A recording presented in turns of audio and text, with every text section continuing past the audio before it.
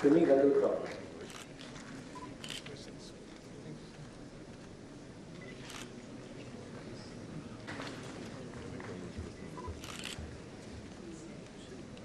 Garima Chopra. Jatinder. Mir Irfanul Haq.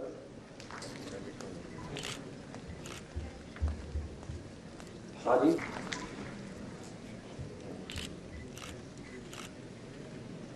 Hamid Kumar.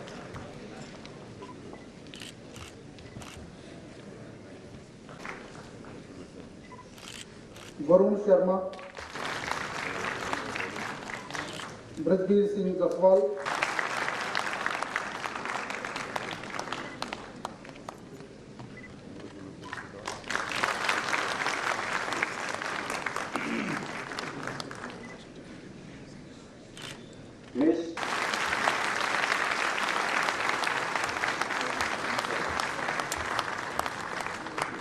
Mr. K.V. Hari Shankar is award given.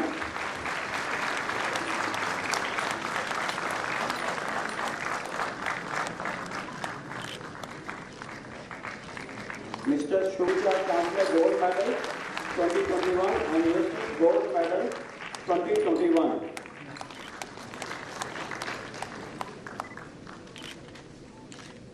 Miss मुझे अत्यंत प्रसन्नता की अनुभूति हो रही है आज के इस कार्यक्रम में उपस्थित होकर। खासतौर से विद्यार्थियों से मैं कहना चाहूंगा कि आज आपकी यात्रा का एक महत्वपूर्ण पड़ाव है। दीक्षांत समारोह यात्रा की समाप्ति है और दूसरी यात्रा के शुरू होने का शुभ अवसर है। बचपन में प्राइमरी स्कूल से लेकर यूनिवर्सिटी की डिग्री की यात्रा एक शुरुआत ही मैं मानता हूं।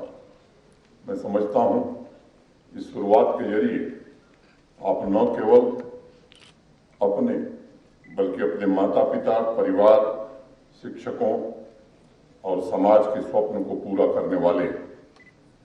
मैं आप सबको इस अवसर पर बहुत बहुत शुभकामनाएं देता हूं, बधाई देता हूं। जिस दिन किसी यूनिवर्सिटी या किसी कॉलेज में दीक्षांत समारोह होता है उस दिन एक नए समाज के पैदा होने की संभावना जन्म लेती है। दीक्षांत समारोह सिर्फ युवा विद्यार्थियों को डिग्री, मेडल्स, सर्टिफिकेट देने का कार्यक्रम नहीं है।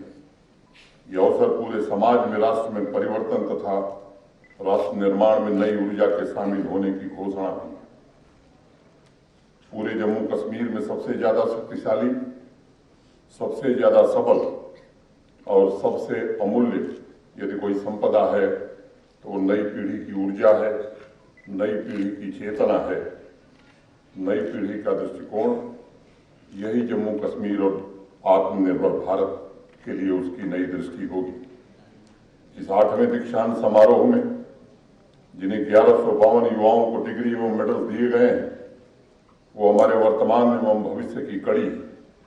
मैं मानता हूं जब तक युवा चेतना पूरी क्षमता के साथ राष्ट्र निर्माण में भाग नहीं लेगी तब तक किसी भी राष्ट्र की प्रगति सुनिश्चित नहीं हो सकती। इस हाल में मौजूद बच्चे भविष्य की कुंजी है, लेकिन इसे मंजिल समझने की भूल भी नहीं करनी चाहिए। अभी सामाजिक एवं राष्ट्रीय दायित्व को पूरा करने के लिए आपको अनेक रास्तों, अनेक बाधाओं से गुजरना होगा। गुरु रविन्द्रनाथ टैगोर कहा करते थे, यात्री को अपने घर तक आने के लिए हर अपरिचित दरवाजे को खटखटाना पड़ता है और अंतरतम तक पहुंचने के लिए संपूर्ण बाहरी जगत में भटकना पड़ता है। आज से सर्वांगीण मानवीय, सामाजिक तथा राष्ट्रीय विकास की जरूरतों को पूरा करने के लिए आपकी जो यात्रा शुरू होगी वो आपकी सिर्फ भविष्य की प्रतिस्पर्धा के लिए आपको नहीं तैयार करेगी, बल्कि आपके भीतर की संभावनाओं को पूरी तरह से विकसित करने का मार्ग भी प्रशस्त करेगी। युवा साथियों, ये सौभाग्य की बात, इस विश्वविद्यालय का उद्घाटन, जैसा मेरे पूर्व प्रोफेसर सिन्हा ने बताया, देश के पूर्व राष्ट्रपति महामहिम APJ अब्दुल कलाम साहब ने किया था। कलाम साहब खुद में एक बहुत अच्छे शिक्षक थे और वो अक्सर एक बात कहते थे कि अगर लोग मुझे एक अच्छे शिक्षक के रूप में याद रखते हैं तो मेरे लिए बहुत बड़ा सम्मान होगा। कलाम साहब का ये वक्तव्य सही मायने में शिक्षा और शिक्षक का बहुत बड़ा सम्मान है। मुझे याद है जब मैं स्कूल में पढ़ता था और बीजगणित पढ़ना शुरू किया तो जो शिक्षक मुझे बीजगणित पढ़ाते थे उन्होंने a + b² = a² + b² + 2ab बता दिया उन्होंने। मुझे याद भी हो गया, लेकिन मुझे तब तक समझ में नहीं आया जब तक मैं विश्वविद्यालय नहीं पहुंचा ये होता क्यों है। शिक्षकों का जो महत्व है मैं समझता हूं ये इस बात को परिभाषित करता है। मुझे एक मैथमेटिक्स के टीचर थे मेरे, आप सब लोग स्क्वायर रूट पढ़ते हैं, हिंदी में उसे वर्गमूल कहते हैं।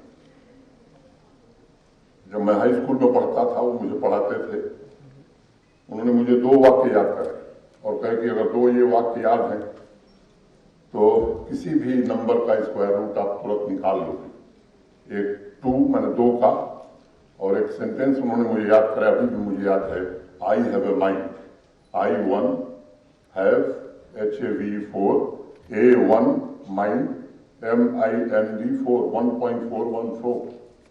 वैसे ही 3 का उन्होंने स्क्वायर रूट के लिए भी एक सेंटेंस मुझे याद कराया, I suppose you so I1 suppose 7 you 3 so 2 1.732। अब इस तरह के शिक्षकों ने अनेक लोगों के जीवन को बदला है। मुझे लगता है कि जिस तरह से तकनीक बदल रही है, तेजी से बदल रही है, शिक्षकों के लिए भी एक बड़ी चुनौती है। शिक्षण पद्धति में जिस तरह के बदलाव हो रहे हैं उसके साथ कदम से कदम मिलाकर चलना, मैं समझता हूं कि आज एक बड़ी चुनौती है। मैं उम्मीद करता हूं कि प्रोफेसर सिन्हा के नेतृत्व में इस विश्वविद्यालय के शिक्षक इन चुनौतियों का सामना करने के लिए अपने को पूरी तरह तैयार होंगे। मित्रों, अगर देश का राष्ट्रपति शिक्षक होने में गर्व महसूस करे तो वाकई में एक शिक्षक के लिए इससे बड़े सम्मान की बात कुछ हो नहीं सकती है। शिक्षक का सही अर्थ है जो आपके अंदर की संभावनाओं को जगा दे, जो आपके अंदर बेजोड़ एवं अद्वितीय होने की संभावना को जागृत कर दे। और मैं मानता हूं जो व्यक्तित्व को गढ़ने वाला है वह दुनिया का सबसे बेहतरीन कलाकार है। और इसीलिए हमारी परंपरा में शिक्षक को गोविंद के ऊपर स्थान दिया गया है। श्री माता वैष्णो देवी यूनिवर्सिटी ने भी युवा प्रतिभाओं को निखारने के साथ साथ शिक्षा के क्षेत्र में अनेक महत्वपूर्ण उपलब्धियां हासिल की हैं। मुझे अत्यंत प्रसन्नता है कि 2004 में 54 स्टूडेंट्स, 2 प्रोग्राम और 3 फैकल्टी मेंबर्स के साथ शुरू हुआ इस यूनिवर्सिटी का सफर 2500 से ज्यादा स्टूडेंट्स, 24 प्रोग्राम और 140 से ज्यादा फैकल्टी मेंबर्स तक पहुंच गया। नेशनल इंस्टीट्यूट रैंकिंग फ्रेमवर्क में इंजीनियरिंग इंस्टीट्यूशंस की कैटेगरी में श्री माता वैष्णो देवी ने 101वां स्थान अर्जित किया है और आर्किटेक्चर की कैटेगरी में पूरे देश में 16वां स्थान प्राप्त किया है। टॉप 125 मैनेजमेंट इंस्टीट्यूशंस में अपना स्थान बनाया है। इस उपलब्धियों से एक नए विश्वास का जन्म हुआ है और मुझे उम्मीद है कि आने वाले वर्षों में इस रैंकिंग में अपेक्षित सुधार हम देख सकेंगे। काशी हिंदू विश्वविद्यालय के संस्थापक एवं महान शिक्षाविद पंडित मदन मोहन मालवीय जी कहा करते थे, कोई भी विश्वविद्यालय तब तक अपना आधा कार्य ही पूरा कर पाएगा जब तक वह अपने विद्यार्थियों के दिलों की ताकत का विकास करने का प्रयास भी उसी उत्सुकता से नहीं करता जितनी उत्सुकता से वह उसकी मानसिक ताकत का विकास करता है। और इसीलिए भारत के वर्तमान प्रधानमंत्री श्रीमान नरेंद्र मोदी जी ने राष्ट्रीय शिक्षा नीति के माध्यम से स्कूलों तथा विश्वविद्यालयों को ऐसे आदर्श शिक्षा केंद्र में विकसित करने का जो संकल्प रखा है, हर एक युवा चेतना को उसकी मौलिकता में स्वीकार कर उसके अंदर की आकांक्षाओं, महत्वाकांक्षाओं को सही राह दिखाई जा सके।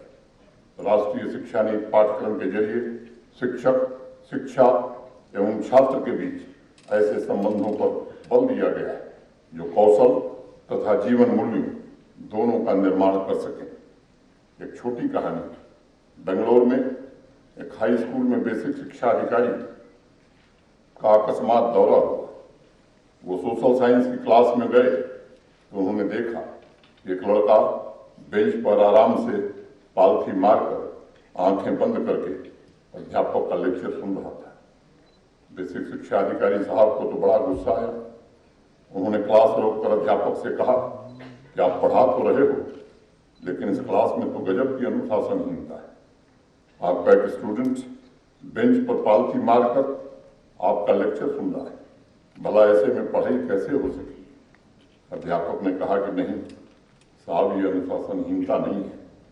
सभी स्टूडेंट्स के साथ मेरा संबंध और व्यवहार ऐसा है, वो जैसे चाहे वैसे बैठें, चाहे आंख खुली हो या बंद हो, लेकिन वो मुझे बहुत ध्यान से सुनते हैं। मेरे लिए सबसे बड़ी बात यह है कि मेरे स्टूडेंट्स मुझे ठीक से सुनते हैं। आजकल सुनने वाला स्टूडेंट ढूंढना मुश्किल है। बेसिक शिक्षा अधिकारी ने उस दिन अपनी रिपोर्ट में लिखा कि शिक्षा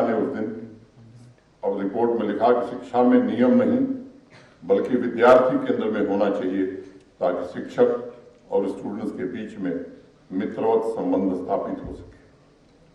एक बिशन टंडन हिंदी के व्यंग्यकार थे, और एक सारिका मैगजीन निकलती थी, आप में से बहुत सारे लोगों ने पढ़ा होगा।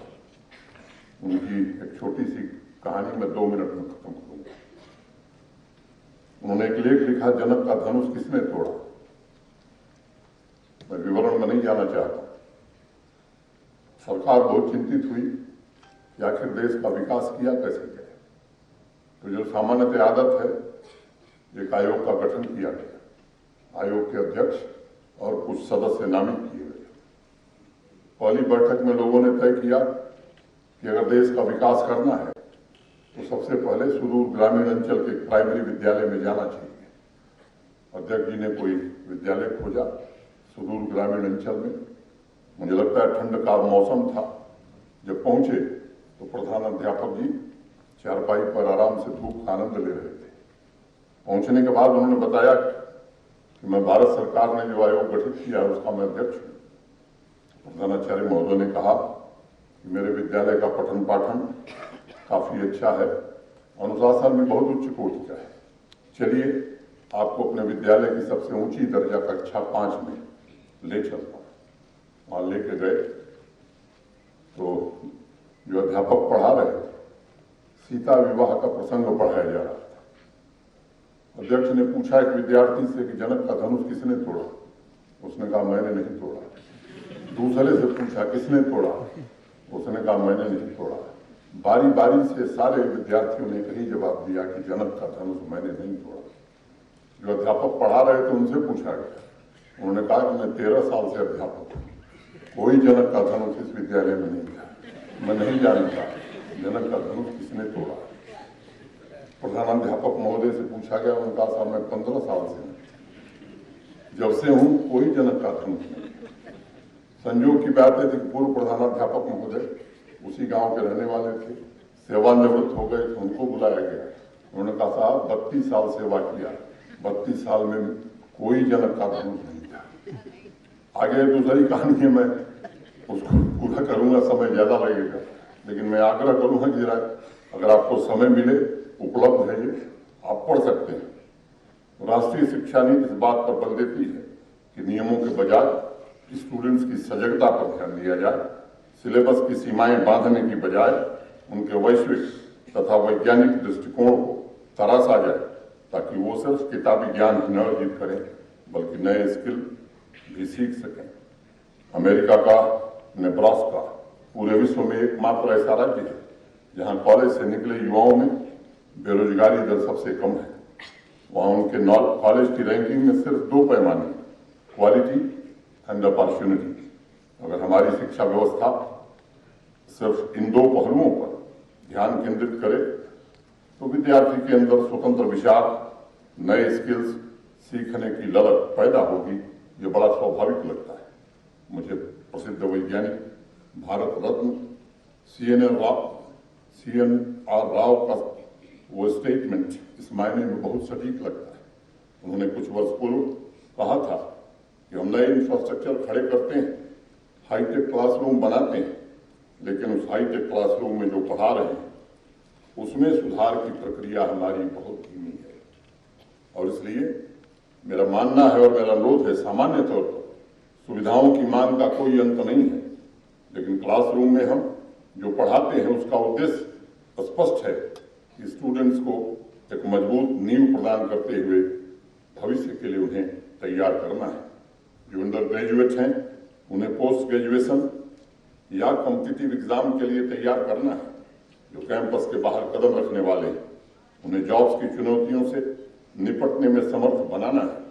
और मैं मानता हूं high skill, high demand, high wage, इन 3 बातों को ध्यान में रख करके अगर हम विद्यार्थियों को संघर्ष के लिए तैयार करते हैं तो वो किसी भी बड़ी चुनौती का सामना कर पाएंगे।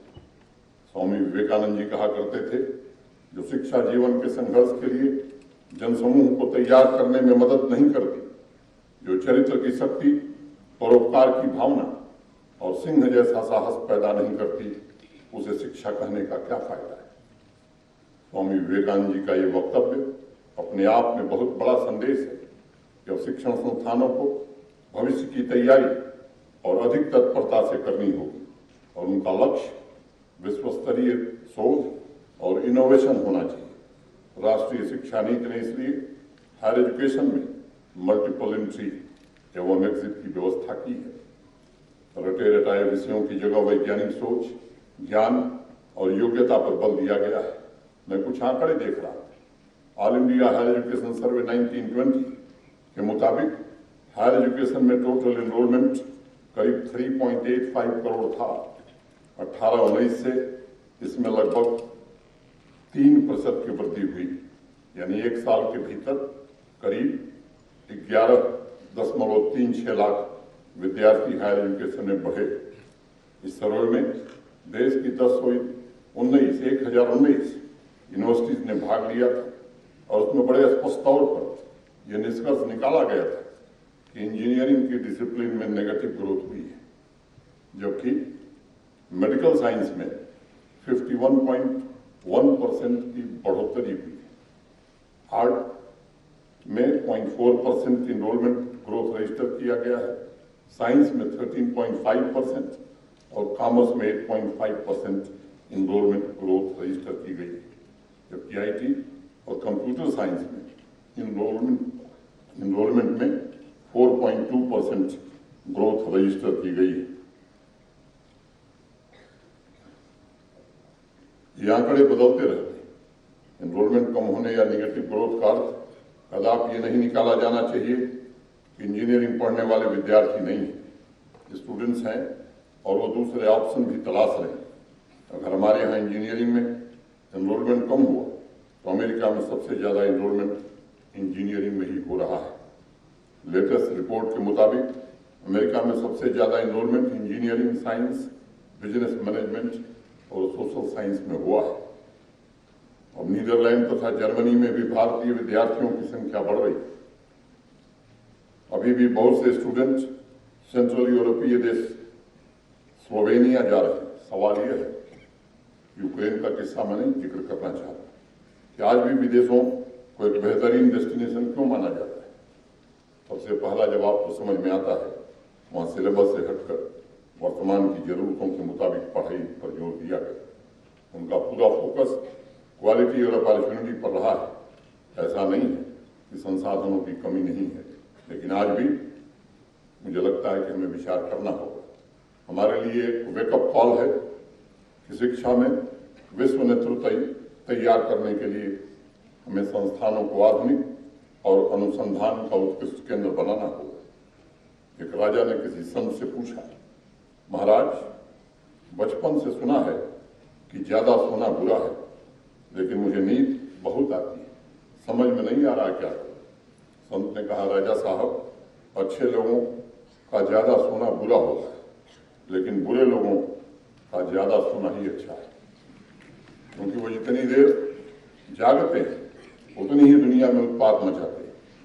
मैं सभी शिक्षकों से कहना चाहूंगा कि राष्ट्रीय शिक्षा नीति के माध्यम से हमें एक अवसर मिला है कि अकादमिक प्राथमिकता तय करके अपने संस्थानों को जगाएं, उन्हें अंतर्राष्ट्रीय प्रतिस्पर्धा के लिए तैयार करें और सिलेबस पूरी तरह से प्रासंगिक, आधुनिक और प्रगतिशील।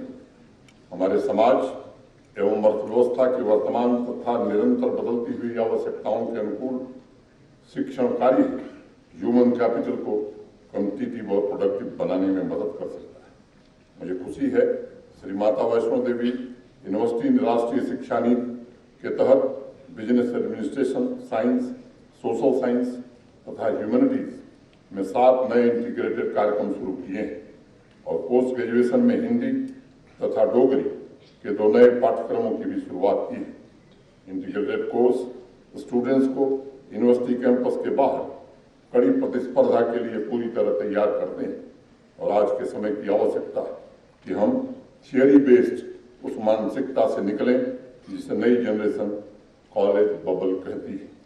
युवा साथियों, फ्रांस वर्थ ने टेलीविजन थियरी पढ़कर नहीं बनाया, पहले एक स्टूडेंट के रूप में और फिर एक रेडियो रिपेयर करने वाले के रूप में उन्होंने संघर्ष किया।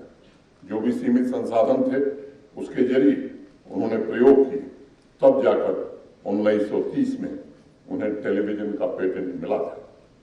बहुत से युवा म्यूजिक सुनने के लिए जो हेडफोन इस्तेमाल करते हैं, उसके आविष्कारक बॉर्डविल पावर प्लांट में काम करते थे। क्या हमें पिछले 20 साल में कोई ऐसे इंजीनियर का नाम याद आ रहा है जिसके आविष्कार ने उद्योग से लेकर शहरी और ग्रामीण व्यवस्था में कोई आमूलचूल परिवर्तन किया है? अगर हमें आज ये सोचने के लिए दिमाग पर जोर लगाना पड़ रहा है तो इसका मतलब है ह्यूमन कैपिटल तथा इन्वेंशन में कहीं न कहीं गैप है और वो ऐसा अवसर है जब हम सबको इस पर सोचने की आवश्यकता है। स्टूडेंट्स के फीडबैक की भी एक संस्थागत व्यवस्था की जानी चाहिए ताकि अगर कहीं पढ़ाने में कमी है तो उसे भी शीघ्र दूर किया जा सके। विद्यार्थियों से मैं खास तौर से जम्मू कश्मीर के संदर्भ में 2-3 बातें मैं कहना चाहूँगा। मित्रों, आप देख रहे हैं सड़क बनाना इस पूरे भौगोलिक क्षेत्र में अति दुर्गम कार्य है। सड़कें बन रही हैं, लैंडस्लाइड के कारण, भारी जल के कारण शीघ्र खराब हो रही है। क्या आप इस पर काम नहीं कर सकते कि कैसी सड़कें बनाई जाए जो अस्थायी रह सके? एक बड़े भूभाग में लगभग 6 महीने बर्फ पड़ती है। हॉट मिक्स प्लांट की जरूरत या कोल्ड मिक्स प्लांट के बारे में हम नहीं सोच सकते। जिस चीज से हम सड़क बनाते हैं उस मटेरियल की भी एक सीमा है। आखिर कब तक हम उसका इस्तेमाल करेंगे? जिससे हम सड़क बनाते हैं क्या उसका पुनः उपयोग हम करके सड़क को मजबूत बना सकते हैं? ये प्रश्न है। मुझे लगता है इस पर आपको विचार करने की जरूरत है। कनेक्टिविटी एक बड़ा सवाल है। खासतौर से मैं आ रहा था, देखा रास्ते में किसी का फोन आया, मैं बात नहीं कर पा रहा। क्या टावर्स के द्वारा ही सिग्नल भेजे जाएंगे या कोई दूसरा विकल्प हम तैयार कर सकते हैं? हमने पढ़ाई इसलिए नहीं की है कि हम डिग्री लेकर के यहाँ से निकल जाएंगे। मुझे लगता है कि ये प्रश्न है जिन पर माता वैष्णो देवी विश्वविद्यालय के इंजीनियरिंग के विद्यार्थियों से मेरी अपेक्षा है वो इस पर काम करेंगे। आप सब जानते हैं फ्यूल का जो सोर्स है वो लगातार घट रहा है और देश पर कितना बड़ा बोझ पड़ रहा है। क्या इस पर हम काम नहीं कर सकते? ये विचारणीय प्रश्न। देश में चिप्स की जिस तरह का संकट रहा है, कुछ स्थानों पर निर्माण कार्य शुरू हुआ है। क्या इस विश्वविद्यालय के विद्यार्थी इस पर काम नहीं कर सकते? क्या सेमीकंडक्टर्स दुनिया के कुछ देशों के लिए ही है या इस विश्वविद्यालय के विद्यार्थी भी इस पर काम करके देश को एक सस्ती टेक्नोलॉजी दे पाएंगे? मैं आप सबसे निवेदन करना चाहता हूँ कि आज का ये अवसर है, हमें संकल्प लेना चाहिए। ये जो ज्वलंत मुद्दे हैं जम्मू कश्मीर के, हमारे देश के, इन मुद्दों पर हमारी सोच क्या है और हम क्या समाधान लेकर के आने वाले 6 महीने 1 वर्ष में काम कर सकते हैं। विजन निश्चित रूप से अच्छा होता है, सबका एक विजन होना चाहिए, विश्वविद्यालय का हो, संस्था का हो, लेकिन मुझे लगता है कि मिशन कम महत्वपूर्ण नहीं है। विजन लंबे समय का होता है, मिशन भी हमें कुछ न कुछ बनाना चाहिए कि 2 साल में हम ये हासिल करेंगे, 5 साल में हम ये हासिल करेंगे। मित्रों, मैं सभी शिक्षकों से ये अनुरोध करूंगा कि अगर नॉलेज को वेल्थ में परिवर्तित करना है तो आउटकम बेस्ड एजुकेशन पर हमें ध्यान देना ही होगा। अगर हम आउटकम बेस्ड एजुकेशन के माध्यम से इनोवेशन को यूनिवर्सिटी के स्तर पर ही प्रोत्साहित करना शुरू कर देंगे तो आने वाले समय में स्टूडेंट्स को तकनीकी सेवाओं वाले नेटवर्क के साथ निश्चित रूप से जोड़ सकेंगे। मैं मानता हूँ शिक्षा का मतलब सिर्फ इंफॉर्मेशन और लर्निंग नहीं है। शिक्षा का मतलब आविष्कार है। शिक्षा का मतलब रूपांतरण है। अगर हमने रूपांतरण का लक्ष्य नहीं रखा होता तो शायद स्पेस और मिसाइल के कार्यक्रम कभी देश में पूरा नहीं होते। इसलिए मैं युवा स्टूडेंट्स को कहता हूं, इंटेलिजेंट, रिफ्लेक्टिव तथा कैंपैशनेट, जो सभी क्षेत्रों में विकास का, इनोवेशन का इंजन बनने की क्षमता रखते हैं, उनके अंदर क्यूरियोसिटी को, उनके अंदर की इंडिपेंडेंट थिंकिंग को बढ़ावा देने की कोशिश हमें करनी है। और अंत में एक बात मैं सभी विद्यार्थियों से कहना चाहूंगा, education is not about the race to come first, but education is about achieving the highest peak of values in life. समाज एवं राष्ट्र को आपसे बहुत सारी उम्मीदें हैं, अपेक्षा है। अपने सामाजिक मूल्यों के साथ राष्ट्र निर्माण का संकल्प तथा आसपास बदलाव का प्रयास करना, मैं समझता हूँ असल शिक्षा का मतलब यही है। मित्रों, मैं माननीय कुलपति जी को, उनके साथ इस विश्वविद्यालय में सभी प्राध्यापकों हृदय से बधाई देना चाहता हूँ। कम समय में इस विश्वविद्यालय ने जो एक लंबी यात्रा की है, निश्चित रूप से वो सराहनीय है। युवा साथियों, मॉडर्न एजुकेशन के साथ जो हमारे जीवन के मूल्य हैं, जो हमारे संस्कार हैं, कांटे हटाने की जो परंपरा है, आप सबको चुनौती से लड़ने की क्षमता प्रदान करती है। मैं उसे ही पूर्ण शिक्षा मानता हूँ जो बेहतर प्रोफेशनल इंजीनियर, ग्रेजुएट, पीएचडी के साथ स्टूडेंट्स में करुणा, संवेदनशीलता को भी पनपाने में सहयोग करे। एक बार फिर से सभी शिक्षकों और विद्यार्थियों को बधाई देता हूँ। उम्मीद करता हूँ इस प्रतिष्ठित विश्वविद्यालय में प्राप्त प्रशिक्षण और शिक्षा से आपको भविष्य की चुनौतियों का सामना करने का संबल मिलेगा तथा आप राष्ट्र की प्रगति और समृद्धि में अपना योगदान देंगे। मैं मां वैष्णो देवी से आप सभी के उज्जवल भविष्य की प्रार्थना करता हूँ। धन्यवाद। जय हिंद, जय भारत।